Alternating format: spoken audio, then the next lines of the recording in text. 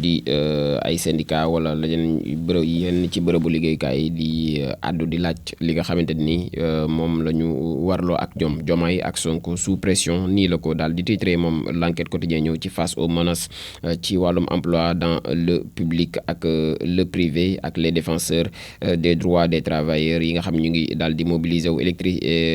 électricité di wàllum ndox mi wàllum courant gi ak wàllum dund gi waaye ñëw ci wàllum fiscalité sur les salaires entre autres lépp li nga xamante ni en tout cas mi ngi daal di tegu ci ndoddal nguur gi les donc centrales déroulent leur plateforme revendicative noonee la ko daal di titré moom mi di enquête quotidien ci xëtam mu njëkk tey Le Soleil yéen kaay it ñëw na ci li nga xamante ni moom moo di attaque à main armée bi nga xam ne am na ca hôtel Riu Baobab le tourisme à rude épreuve noonee la ko daal di titré moom journal bi tourisme bi daal fi mu ne nii ma ngay jàmmaarloog insécurité googule donc ñëwaat na ci bu baax a baax ay experts yi nga xam ne ñu ngi évaluer les risques sur la destination Sénégal ñëwaat ci bu baax a baax ci lu ni mel moom Le Soleil quotidien des na aussi ci mbirum procédure judiciaire contre le député Farba Ngom ñëwaat ci APR ak Pastef bi nga xamante ni jamono ji ñu ngi wax maanaam waxuñu même langage bi le am na ay waroo ak i wuute daal ci li nga xam ne moom moo di gisin gi le ñëwaat na ci bu baax a baax moom Le Soleil yéen kaay yor bi des ci terre pillée environnement ak ndox mi nga xamante ni daanaka lépp dafa daal di polluer l'exploitation bu zircon bi le par la GCO mi ngi faat rey petit à petit ñi nga xamante ni ñoom ñoo di waa Diogo ak les villages de recasement yi nga xamante ni ñoom ñoo fa daal di nekk moom ci la daal di xëy xaatim ci mbirum GCO ak askanu Diogo moom mi di yor bi ci xëtam mu njëkk ba léegi muy desandi ci li nga xamante ni moom moo di yenn ci dëkkandoo yi nga xamante ni ñoom ñoo fa daal di àddu kii di Mamadou Ba ni nag moom soxnaam Diary Keita âgé de 36 ans dafa daal di ñàkk ba kanam dans des conditions inhumaines mu ni nag c'est l'eau saumâtre donc bi nga xamante ni moom la doon naan dans ce village de recasement qui a causé sa mort ci li mu daal di jàppe la rendu l'âme le 12 octobre 2022 à 18h20 à l'hôpital Abdoul Aziz Sy Dabakh de Tivaouane ñëwaat ci bu baax a baax ay élèves du village de Diogo dont le zircon est exploité donc mu ni nag par la GCO moom journal bi di xëy di ñu wax ni nag ñoom dañuy dox plus de 4 kilomètres ñoom élèves yi nga xamante ni ñu ngi bàyyee ko ca Diogo en aller et retour donc 8 kilomètres la ñuy def par jour pour daal di dem jàngi ca collège d'enseignement moyen di CM bu Daaru Ndoy ñëwaat ci bu baax a baax ci les responsables de la GCO yi nga xamante ñoom dañoo daal di démentir wala démolir la mosquée ba noppi ak li nga xamante ni moo di école élémentaire bu Coxmat le 22 avril 2022 depuis 2 ans donc les musulmans de ces zones n'ont pas consacré les prières des fêtes ak de la aussi religion musulmane du vendredi dans une mosquée ñaar ci bu baax a baax ci donc gitangas googee nga xam ne am na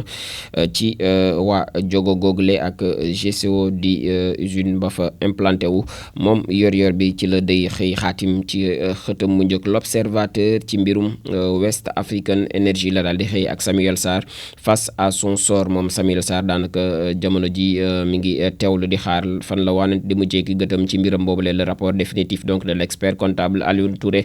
sur la gestion du DG de West African Energy remis au juge du deuxième cabinet depuis lundi muy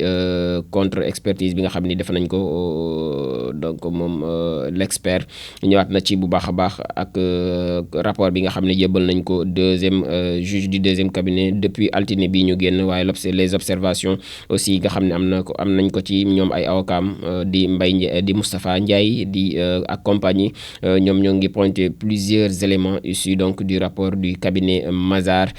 pour nag daal di étoffer leurs arguments waaye tam les références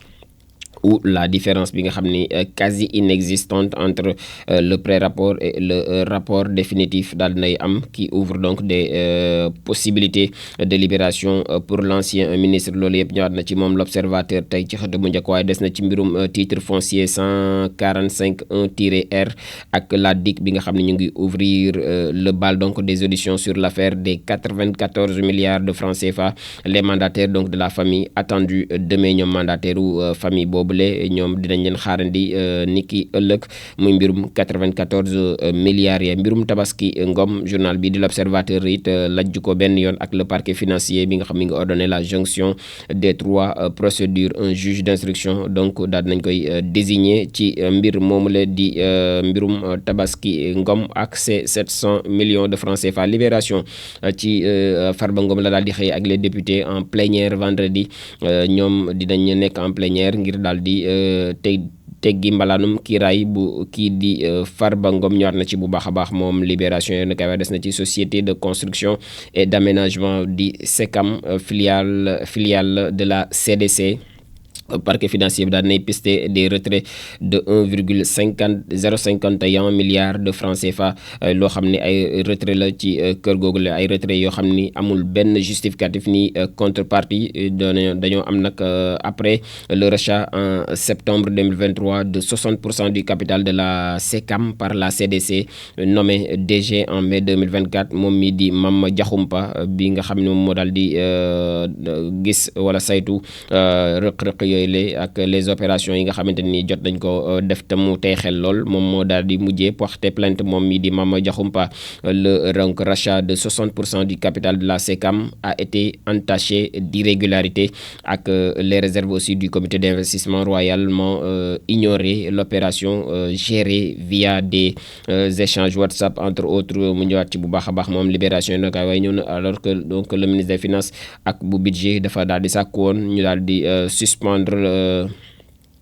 donc opération de rachat boobu la CDC dafa daal di transférer 4,7 milliards de francs CFA à l'ancien actionnaire unique de SECAM qui se trouve donc dans le collimateur du parquet financier coowal koppar li ba léegi mu ngi donc wéyandi fépp foo laal rek daanaka nemmeeku nañ fa ay rëq-rëq moom Libération yéen a kaay mu ñëwaat bu baax a baax ci donc lu ni mel L'As Quotidien it Farba Ngom la daal di xëyee le baromètre donc de rapport de force moom noonu la ko daal di titré ak coowal Farba Ngom la waaye mbirum Farba Ngom ba léegi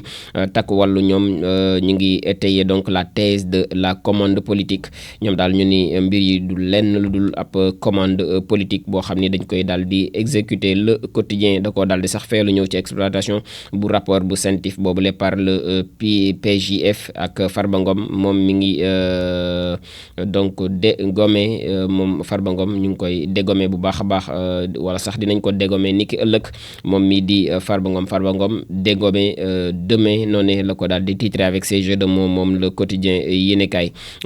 La plénière convoquée pour la levée de son immunité parlementaire niki ëllëg lay doon ci aljuma ji. Ses avocats ak waa Takku Wallu en ordre de bataille ñëw ci la CENTIF bi nga xam ne envoyé na 43 autres dossiers ca PJF donc ñaar na ci page 3-4 bu Le Quotidien bu tey jile jàll ci Walf Quotidien moom ci suspension bu l'USAID réduction du budget de l'AFD noonu la daal di xëy ça sent la jet noonu la ko daal di titré moom Walf Quotidien. Mamadou Samba Anne économiste la mu ne nag l'année 2025 ne sera pas rose moom du doon at moo xam ne muy neex lay doon moom mi di Mamadou Samba Anne di économiste moom moo ko daal di xamle ci biir journal Walf Quotidien bu tey bi waaye des na ci chronique de Ousseynou Gueye ak corruption ak état de droit ñëw ci la vertu et le vice moom Mamadou Gueye di ab jàngatam ci biir Walf Quotidien. Levée de l'immunité parlementaire bu donc Farba Ngom Walf Quotidien ñëwaat na ci un autre député de Takku Wallu dans le viseur am na keneen ci di ab député bu Takku Wallu ñu ngi koy viser moom it ngir daal di muri mbalaanum kiiraayam recrutement de 2000 enseignants. Les syndicalistes craignent des enrôlements politiques yenn ci syndicalistes yi daal ginnaaw bi ñu annoncé ni 2000 enseignants moom mooy gab bi te dinañ leen daal di recruter ñenn ñi daal jàpp nañ ni wala sax ñu ngi am xel ñaar ne mën naa am ab enrôlement politique bu ca daal di laxasu ñëwaat na ci bu baax a baax moom journal bi di Walf Quotidien. Profil bu Adama Dramé tennis de table lay daal di def au nom donc des sacrifices moom Adama Dramé ci biir Walf Quotidien. Vox Populi xëy na ci mbirum donc affrontement affrontement entre berger ak agriculteur fële ca Junto ca Koungheul. L'un des frères Ngak a finalement succombé au coup de coupe kenn ci frère Ngak yi daal mujjee naa ñàkk bakkanam ginnaaw ay jaas yi yuñ ko daal di dóoroon ñëwaat ci bu baax a baax muy jàmmarloo goo xam ne dafay daal di dox ci diggante sàmmkat ak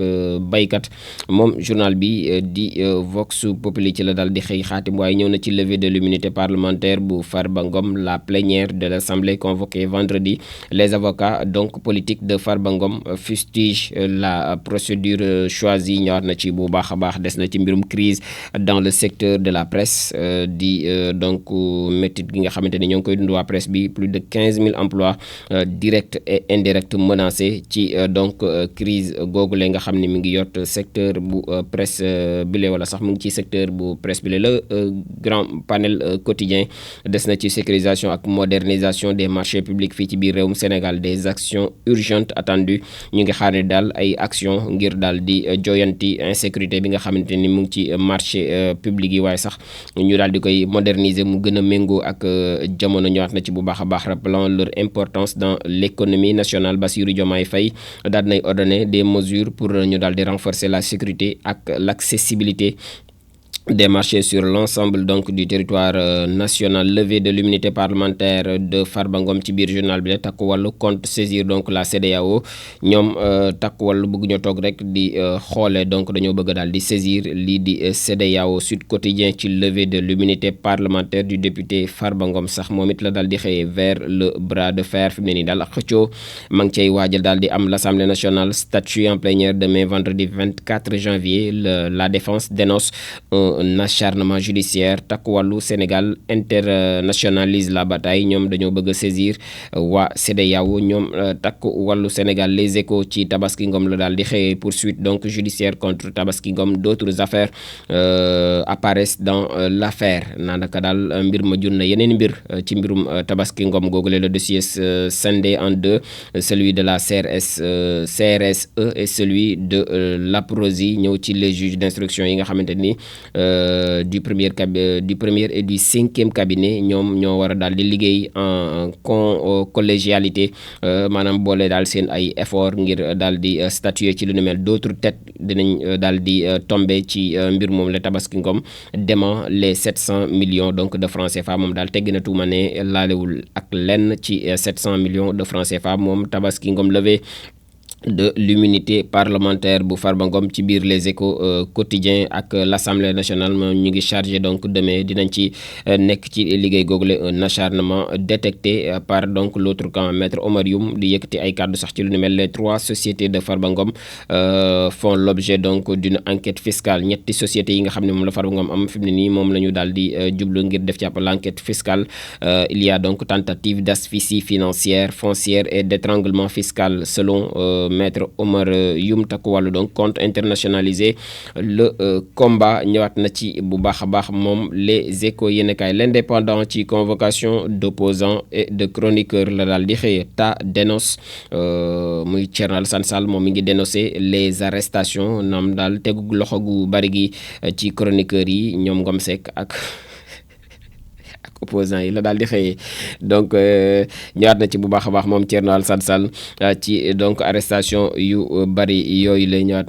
ci biir journal bi le Dakar waa quotidien it ci Macky Sall la xëyee. Macky Sall visé dafa daal di samplaat ci projet de décret bi nga xam moom doon porter transfèrement de condamnés entre le Sénégal et le Maroc. ci mbir moom la nee nag Macky Sall est-ce que dañ ko visé ci lu ni melam déet moom journal bi di samp ab laaj. Manœuvre judiciaire et politique. La défense donc de Farba Ngom moom mi ngi accusé ci donc mbir moom la ne daal lii du lenn lu dul ay pexey politique ngir daal di daaneel kii di Farba Ngom. moom journal bi ci la daal di xëy it daal di xaatim bu baax a baax. L'évidence ñëw na ci donc Domeco Seldaf ak ñoom ñi nga xam ne ñu ngi contre Celsin. Le scandale de l'or blanc se précise ci lu ni mel muy Domeco Seldaf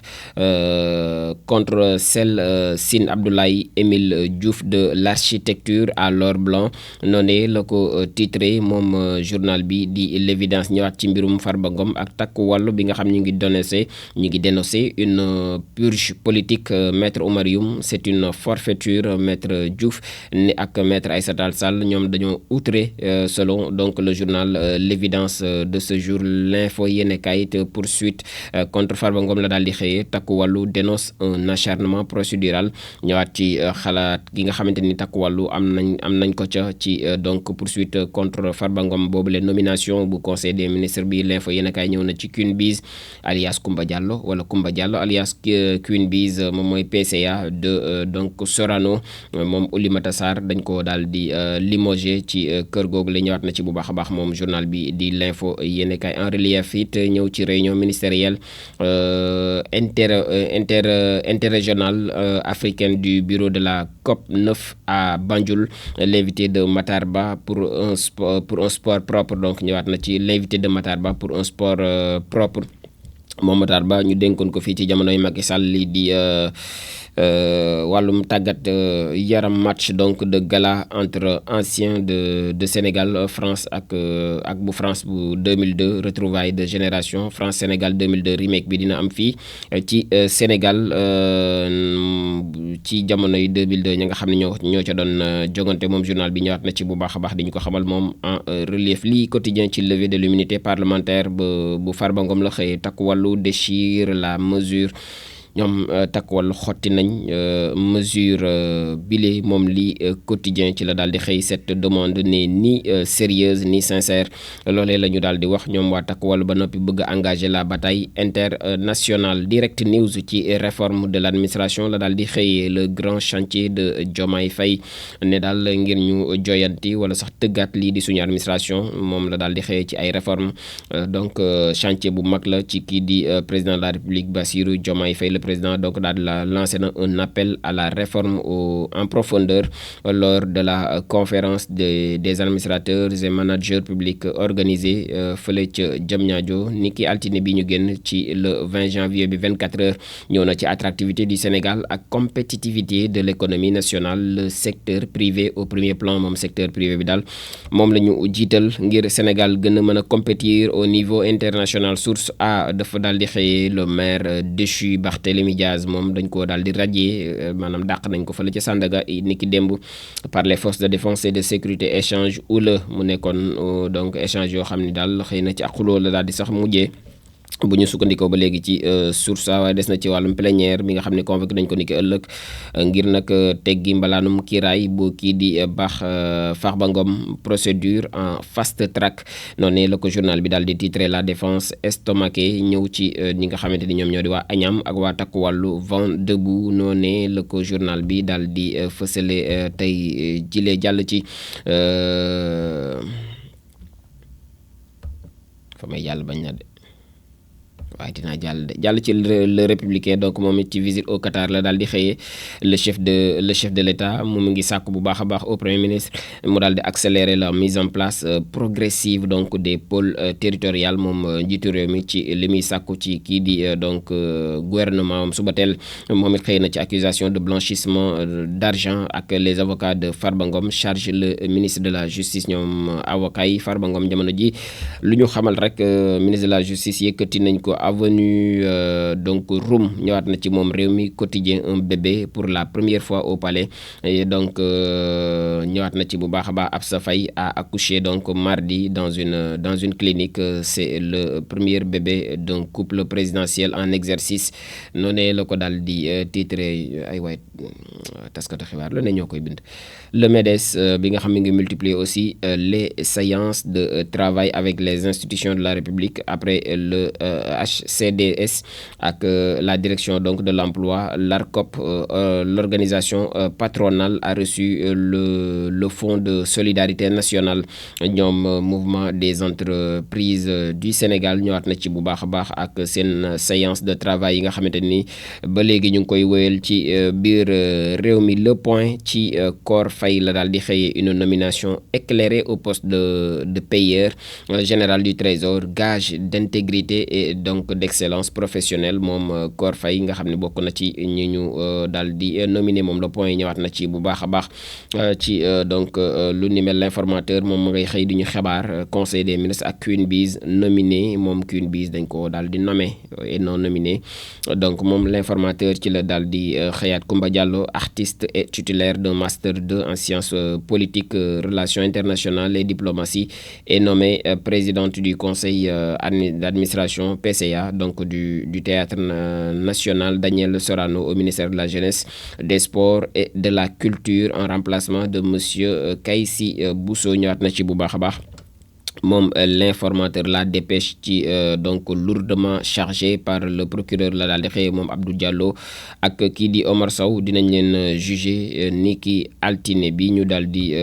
jëm ñoom ñaar ñi la kenn ki nekkoon ancien ministre kenn ki di chroniqueur acte de communication politique doxantu mouvementé de Barthélémy Diaz fële ca Sandaga ñëwaat na ci bu baax a baax moom révélation quotidien ci doxantu Barthélémy Diaz googule Farba Ngom ci biir journal bi la rencontre aussi de ces militants la manif d'Agnam ñëwaat na ci bu baax a baax ci manifestation yi nga xam nga am ca Agnam de ce mercredi donc moom daal nañ ko doon mujjee autorisé moom manifestation boobu les régularisations aussi des 2 roues ñëwaat na ci moom journal bi la ak Kédougou ñoom ñi ngi traîner les pieds à cause d'un déficit de personnel ngir ñu daal di mën a daal di régulariser 2 roues yooyu la Ligue des champions Paris renverse City mere naa leen lool démb 4 buts à 2 ginnaaw bi ñu mënee Paris Saint-Germain 2 buts à 0 ñoom les Citizens dañ leen a mujjee daal di daan ci match boobu les révélations ñëwaat na ci bu baax a baax ci donc ndaje googule Tribune moom it ñëw ci malgré aussi la crise financière bi nga xam ne am na ci le train de vie de l'État moom daanaka kenn soppiwu ko moom Tribune ma nga wéyal di teg gët Bassirou Diomaye Faye ak Ousmane Sonko ci seen train de vie entre autres ci la daal di xëy xaatim ci xëtam bu njëkk waaye levée de l'immunité parlementaire ratewu ko benn yoon ak les députés en séance donc plénière pour lever leur collègue Farba Ngom ñëwaat na ci bu baax a baax moom Tribune quotidien point actu ci Farba Ngom moom it la xëy livré pieds et poings liés aux députés ñëw ci la plénière bi nga xam ni passe à l'acte donc demain ngir ñu daal di teggi mbalaanum kiiraayam moom mi di Farba Ngom dañ koy jeexal ak point actu sport dugg ci tàggat yaram moom mooy jeexal sax li nga xamante ni moom moo di rubrique bi leen Ligue des champions la daal di ñëwee moom point actu sport ak Paris Saint-Germain bi nga xam dafa daal di renverser Manchester City ginnaaw ab match boo xam ni bu incroyable bu fa amoon 2-0 ba ci 4-2 la daal di mujjee mercato bu Sadio Mané mi ngi balayer les rumeurs donc de départ moom nee na daal dafay rester engagé avec Al Nassr moom ñanco national boobule Tribune Sport it ñëw ci Ligue des champions googu les 18 qualifiés sur 24 noonu la ko daal di xëyee fësal ci lim ci 18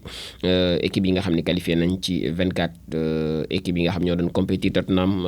touche aussi à donc ñëwaat na ci moom Tribune Tottenham kii di Pape Matar Sarr dañ ko dafa daal di amee gaañu ci entraînement ga Pape Matar Sarr donc forfait contre Hoffenheim en Europa League du bokk ci match Tottenham bu Europa League bile avec 51 réalisations meilleur buteur français de l'histoire de la LDC moom Kylian Mbappé lâche Thierry Henry romb na Thierry Henry 51 buts la dugal ci donc Ligue des champions bi nekk donc meilleur buteur français